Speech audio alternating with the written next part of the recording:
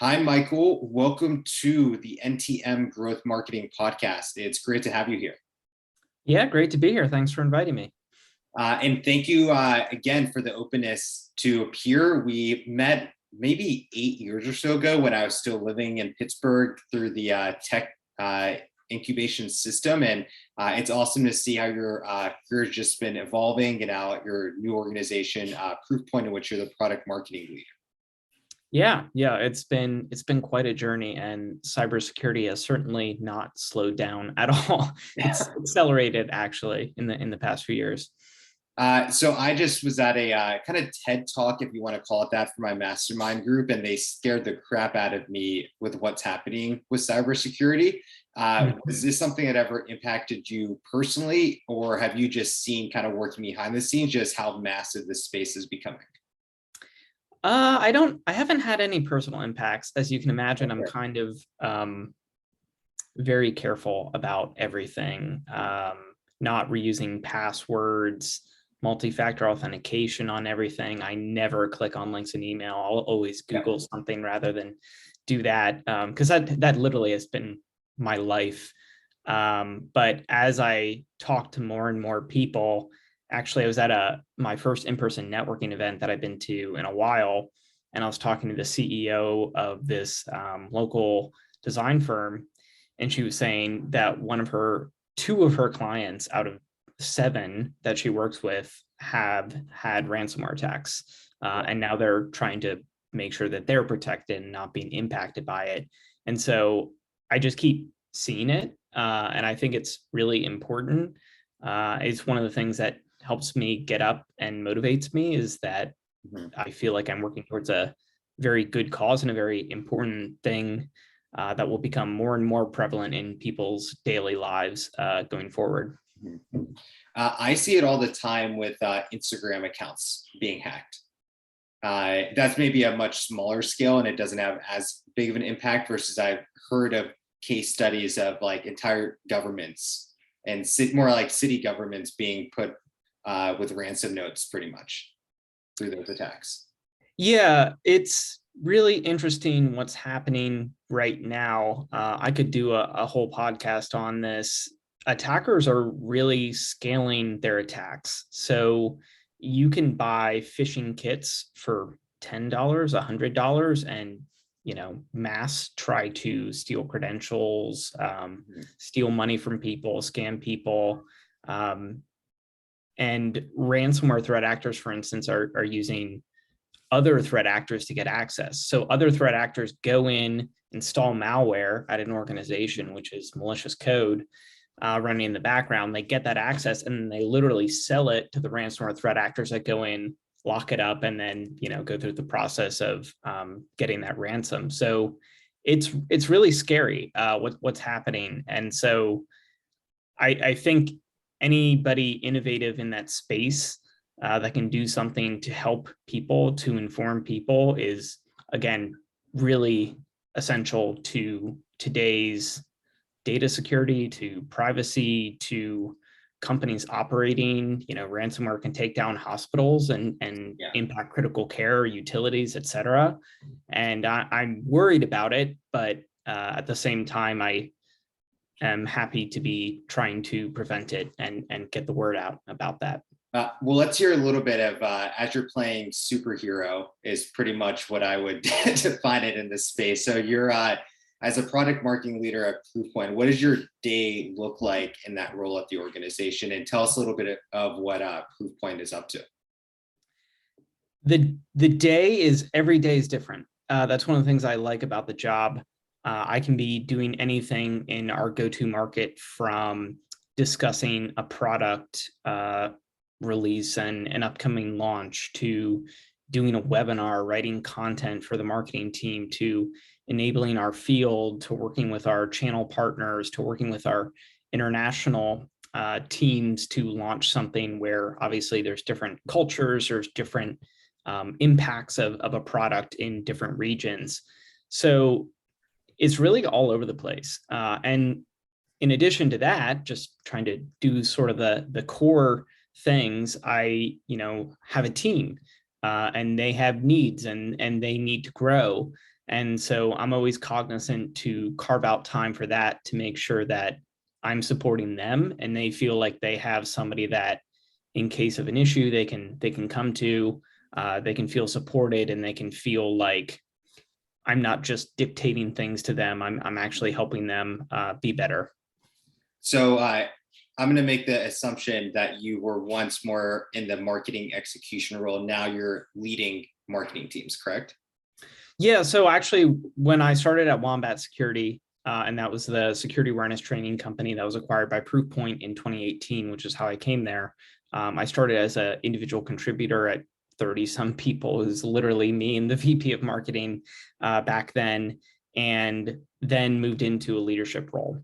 And so I've been through that in the non-virtual phase. And I have to say that being a manager non-virtually is a lot easier, right? Like you have that face-to-face. Yeah, There's can that. you share a little bit more on why it's easier?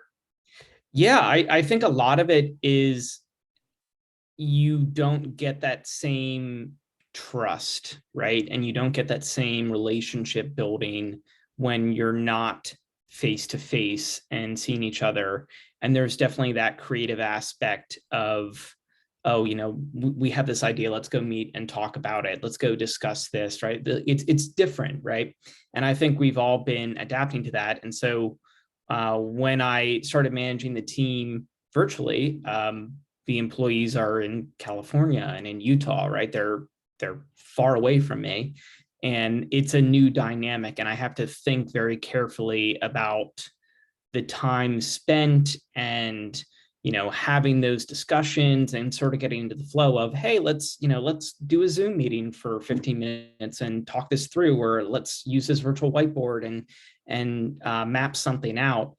It's a very different experience, and it's more difficult. However, I'm a huge advocate for work from home, and Proofpoint has been a huge advocate for that. I mean, I work with product teams in California, and my team that is in the western side of the US, and they fully supported me in that and been very flexible with me. So I'm not one of those people that say, oh, you have to, go back into the office. It's just a different experience, right? And I think we're all sort of collectively learning how to deal with that and how to best make light of that situation. What was that shift like for you of going from marketing execution work to then leading marketing teams? You It's all talked a little about, bit about like yeah, the work from home environment, but just in general, leading people. it's all about the people. It's all about how people work, how people want to feel supported, making sure that there is a growth path in place for those people, that it's realistic and that there's goals to work towards that. And I think one of the biggest things that any manager has to do to be more of a leader is to build that trust. I never let my employees down. If they need help, I am there. If it's 9 o'clock at night, I will be there, right? I will help. And I want them to know that they don't have somebody that's just demanding things get done, but somebody that is there for them, supporting them. And that's really difficult when you're in these circumstances where there's a hiring crunch right now, right? And Right. it's a very difficult. I've been in that situation just recently, and you always just have to make sure you're carving out some time for them, because at the end of the day, they're multiplying the productivity of the team, and you're only one person. You can only do so much. I heard this was related to scaling teams. If you were maybe the CEO and founder of an organization, of if you can do like 2 things at 100 versus you could do 10 things at 80. And then if you accumulated that score of 200 versus 800, that multiplier effect of what it's not going to, I guess that's a fear of like a CEO or founder of, it's not going to be as good as me per se, but the multiplier effect is going to allow you to really grow and scale the organization. Yeah, it is. And you really can't do it all yourself. It's not healthy to do that. And people bring really interesting perspectives and skill sets. The people on my team have a huge amount of expertise in certain areas, and they're much better at certain things than I am. And that's something that if you're managing a team, you have to really take into account is not only what needs to get done, but who is best at doing it. For certain things, I'm always like, oh, that's more of a me thing, right? Like I can do that. And other things I'm like, I'm not that great at this. I'm going to give it to this person. They have those skills in place. They like doing those. And I think that's really important when you're building out a team is like, if you're a CEO, you need to find out where your weaknesses are and have them covered. If you're not analytical, if you're not creative, if you don't have a great marketing mindset, if you don't have, you can't make a sale on the phone, which is much harder than people make it out to be, then you need to augment those skills and those viewpoints. And I think that's also, there's a lot of strength in diversity of thought. People from different backgrounds, people from around the world. One of my favorite things to do is talk to our customers about their experiences and think about how we are maybe not thinking about those things because we don't maybe have people that have a similar background in the same departments that work on those products or those campaigns, et cetera. And I always learn a lot from having those discussions.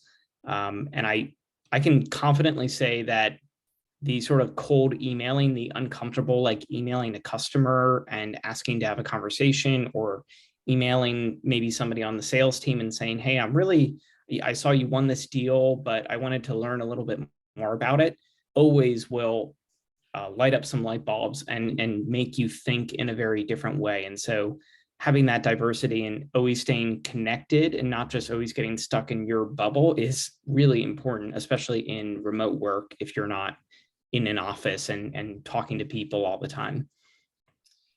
In your opinion, what makes a good marketer?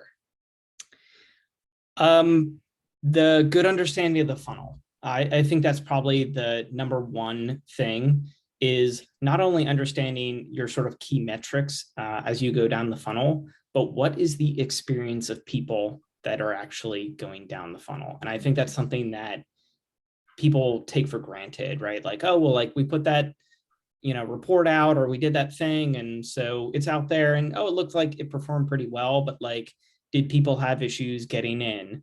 Was there a good follow-up afterwards? Did they feel like the content resonated with them? Did you get feedback in that loop to refine the message that the ebook that you're doing, the blog content that you're doing, the webinar that you're doing, et cetera? And even when you get to the customer stage, when people are actually using the product, go in and do it yourself. I've done that now multiple times to really learn the product. Is I get in there, I pretend I'm a new customer, I, upload the users, I configure the settings, I click every button, I think about if day to day what this person is trying to deal with and these different rules, and I'll read online about what they're doing and try to do it myself. And I think that's really important to know those things inside and out, because sometimes I'm at shows and I get people asking very direct questions, and I'm able to answer them, and I'm able to go in and show them, right? Like in the demo environment, like, oh yeah, actually you can do this here and configure it this way, or we've had this problem before and customers have approached it this way. And I think that especially in the product marketing realm, you have to know that, and you have to have empathy for people's problems, and especially customers, and how you can build an experience that's positive around that to help them with their goals of what they're trying to do with your product, for instance. Has anything shifted for you in that user experience since COVID? For instance, I've heard like Zoom fatigue, or people don't want to do virtual events anymore. Like, did you see a spike and then a drop, or is it just kind of an upward trajectory for you all in the last couple of years? Virtual events have become really popular, and we've seen pretty high consistent registration. We actually had a really interesting meeting with our marketing teams where we were talking about field events, like in-person events. And that scope has changed completely because people value their time more, their personal time more. They value their family time more so than they did.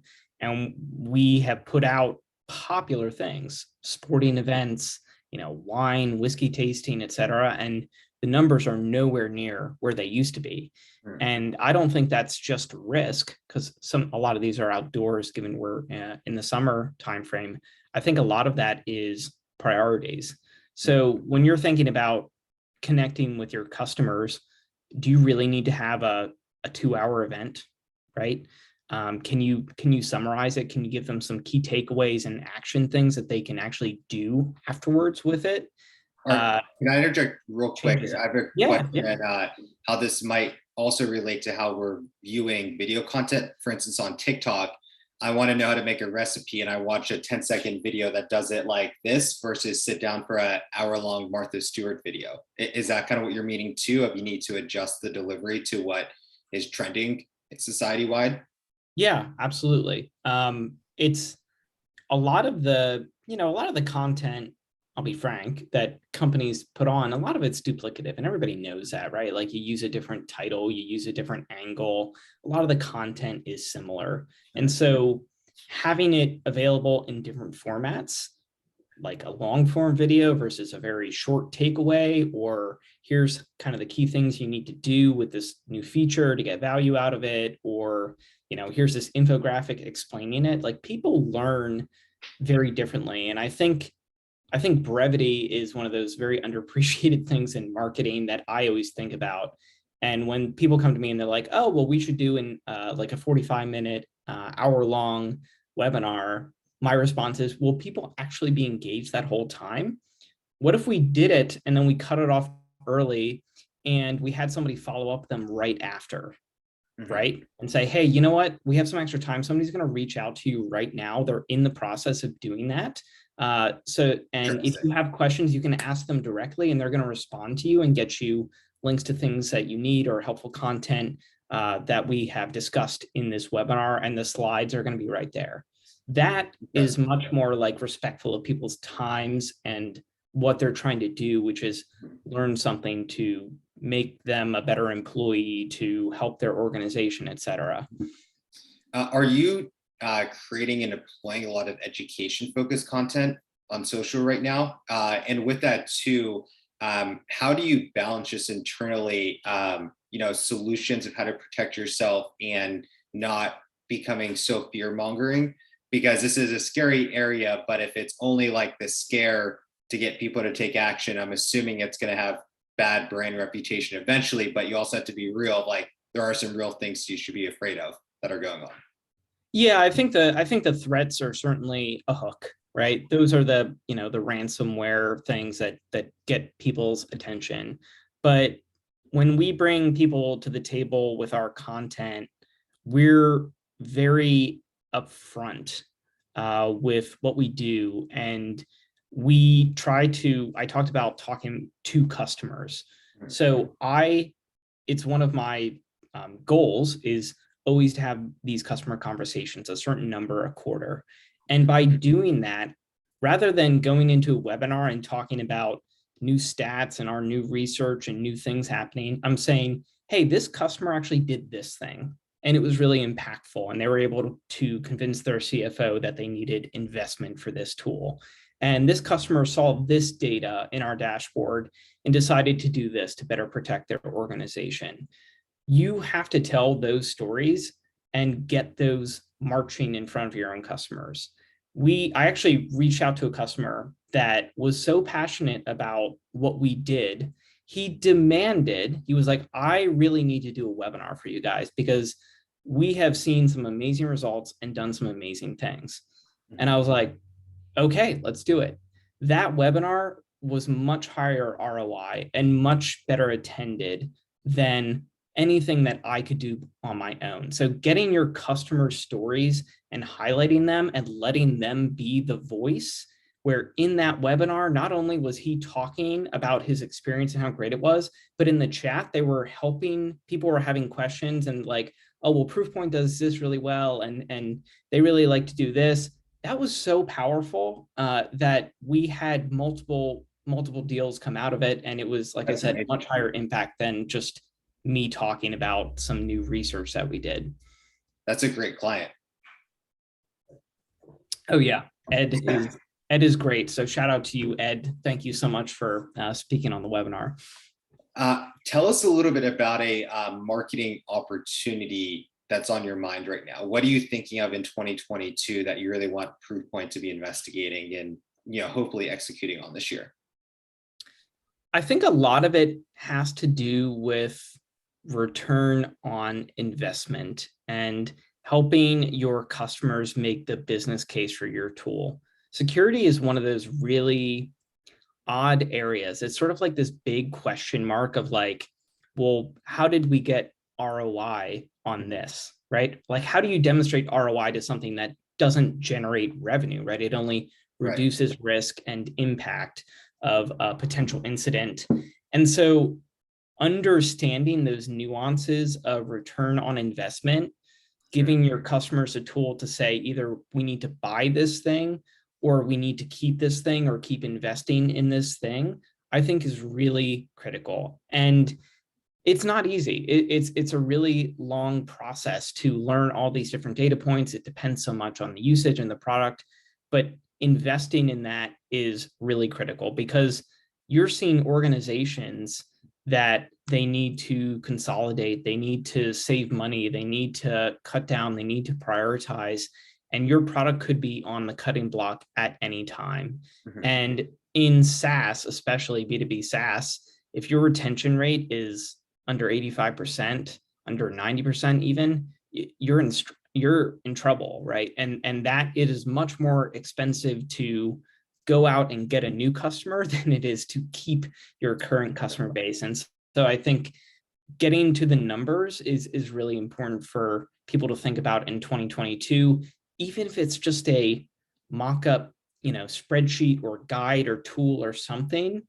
That will be helpful for your customers. You don't need to give them down to the dollar what their ROI is going to be. They don't believe that. But if you go through the process and say, well, here's what we've seen from other customers, and they saw this improvement here and this improvement here, and they were able to reduce this down to this, that is a really helpful exercise because now you're arming your customer with, oh, well, like, I feel supported and I can go to my stakeholders and show them why I need to get this product and do this thing. And it isn't just me saying, wow, they're really cool, or I like this feature, or my life will be easier. It's tangible return on investment for your organization.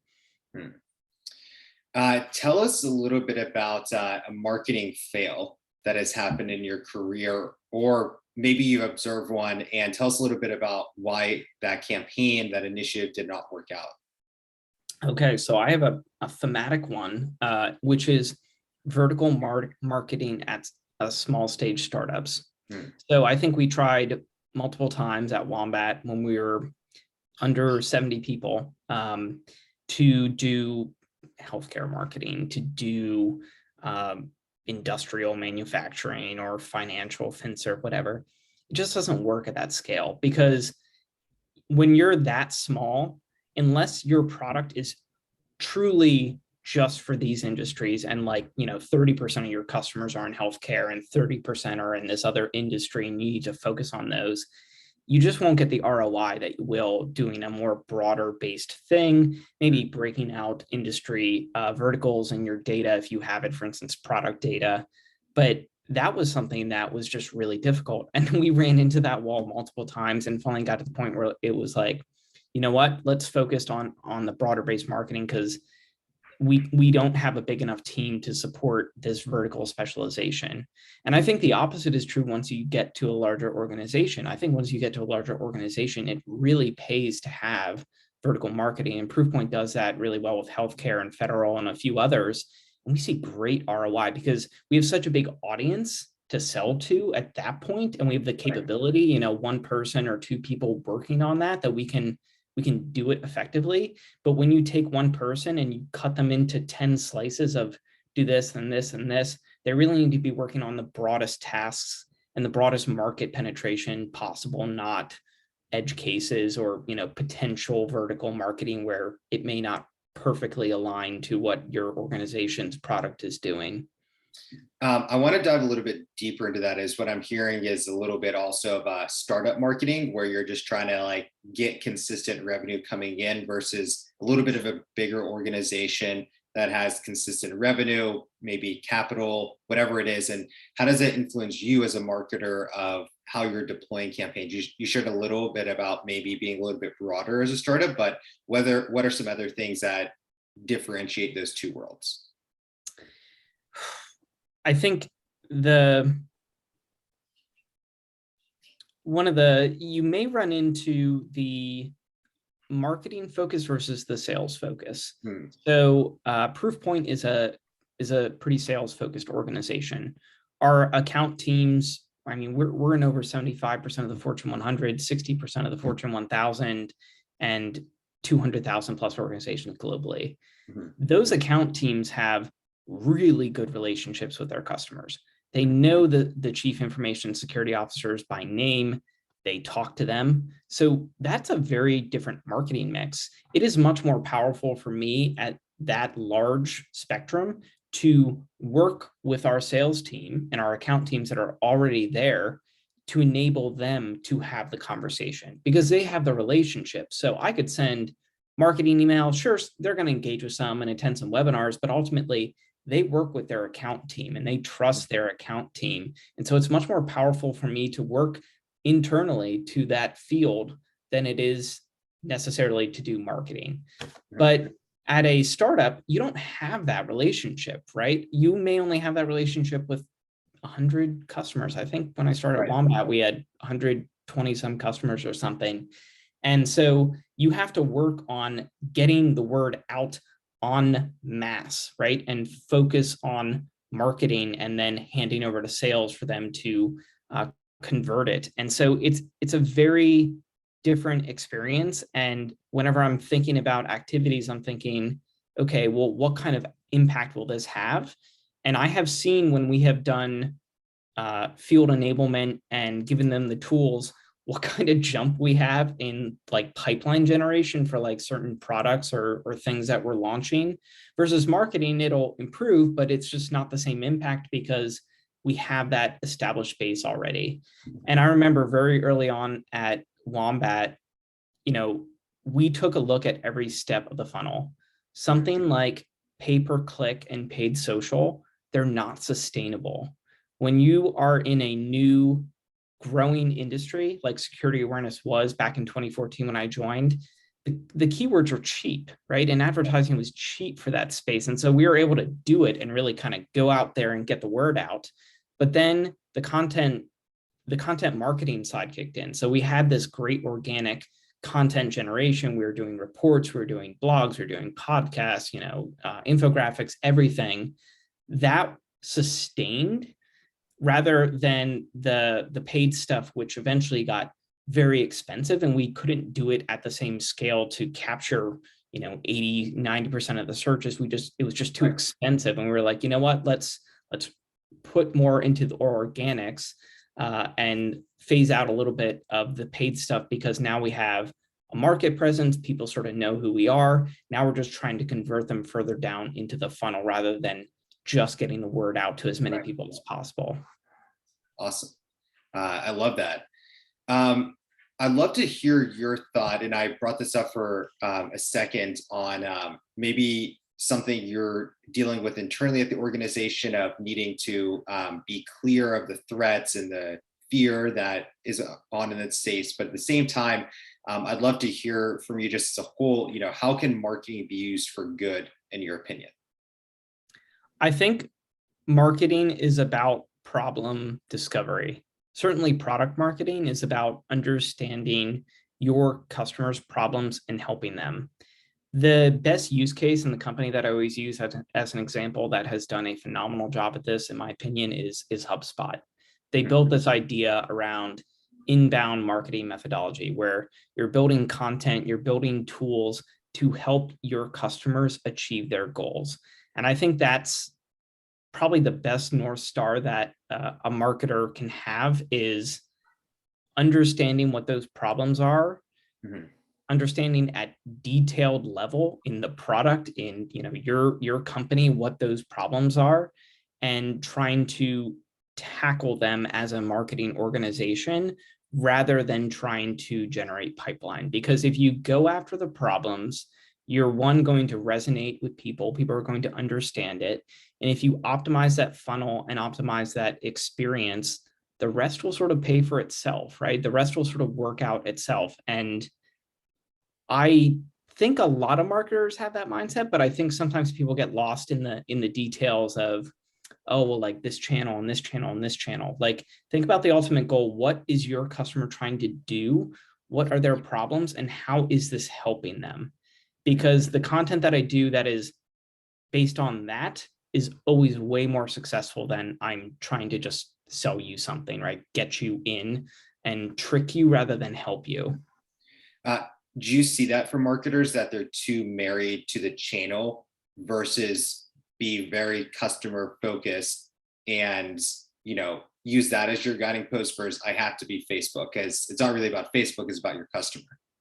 Yeah, it 100%. And there's always that whenever you're about to maybe put out an ad, right, or something, and you think to yourself, well, that's maybe a little dishonest, or I'm maybe stretching the truth. Think of the disappointment of the people that click on something and then realize they've been, bait and switched, or they watch something and they're like, well, that wasn't informative at all, right? Like, I didn't really learn anything. I don't really have anything now that I can do to take back to actually help my organization. Think about how that feels from your perspective.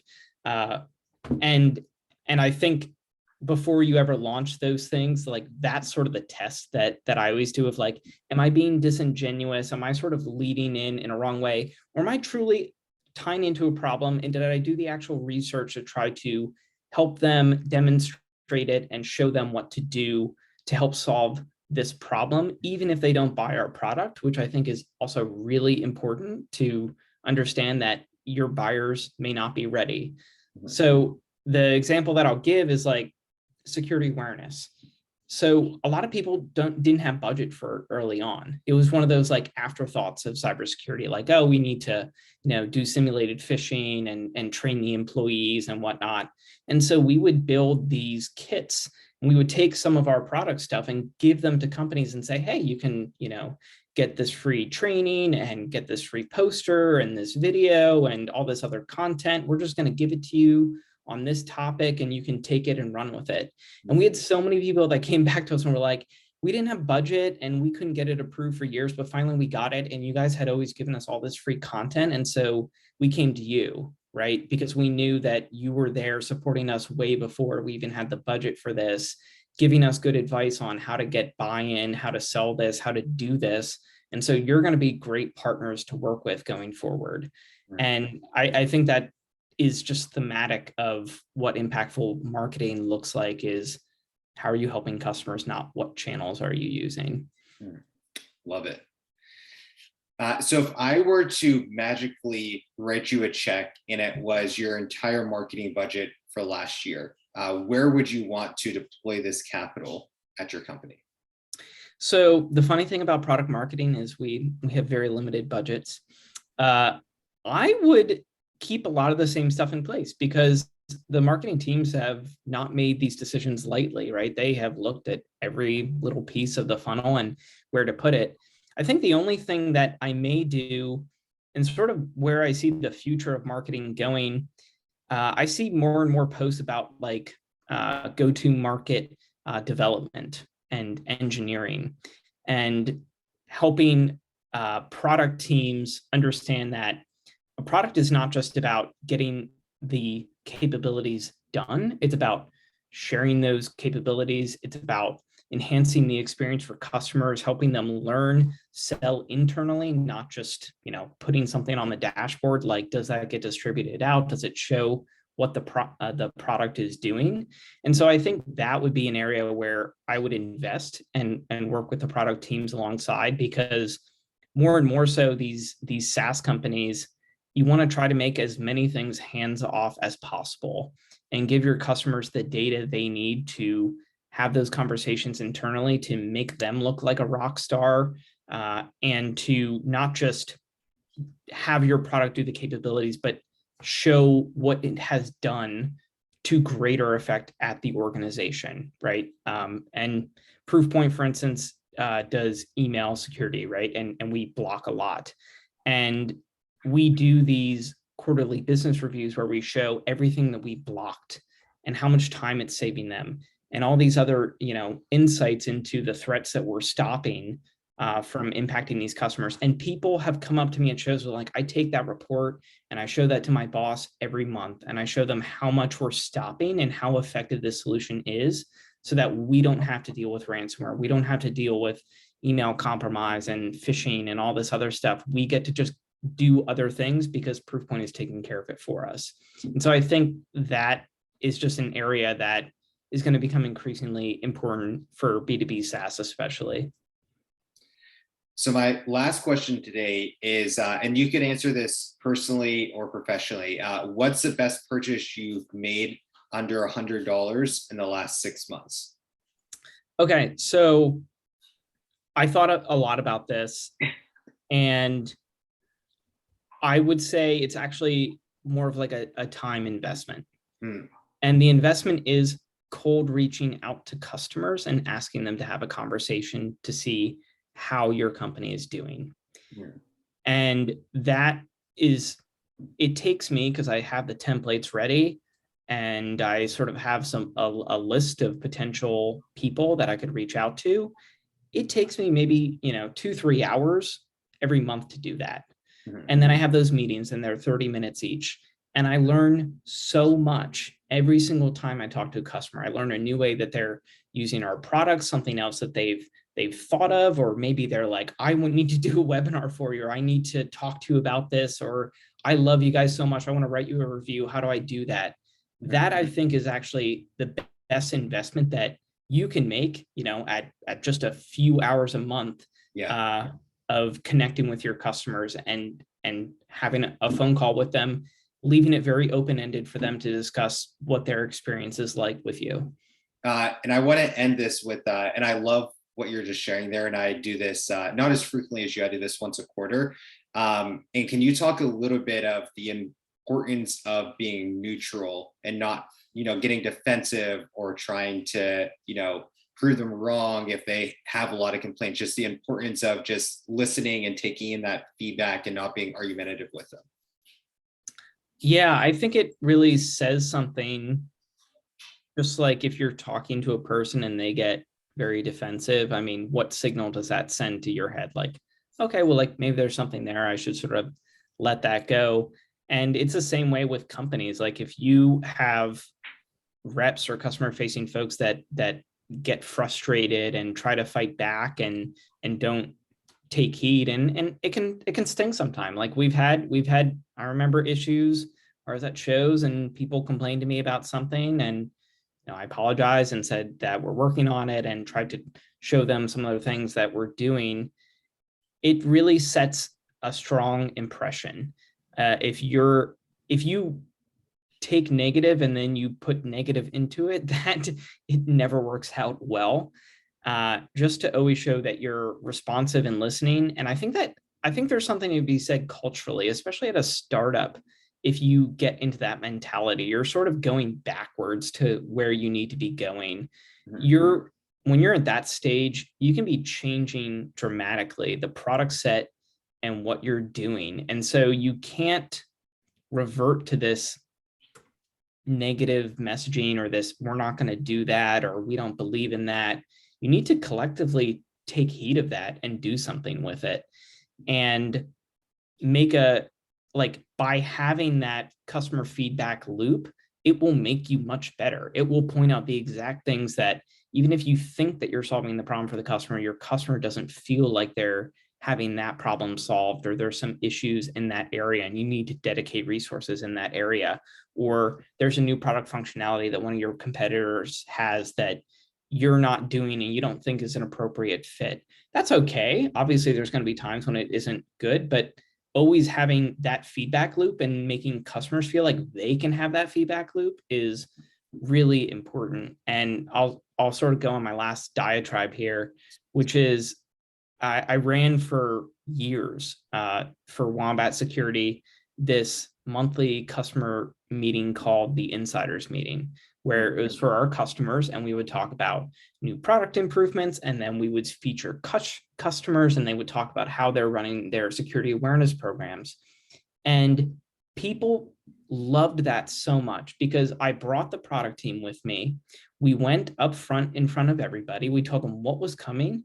They would say, well, what about this? And what about this? And what about this? And we would get that feedback, and we'd be honest and say, oh, that's unfortunately not on the roadmap until 2 quarters from now, or we're not currently planning this, but thank you.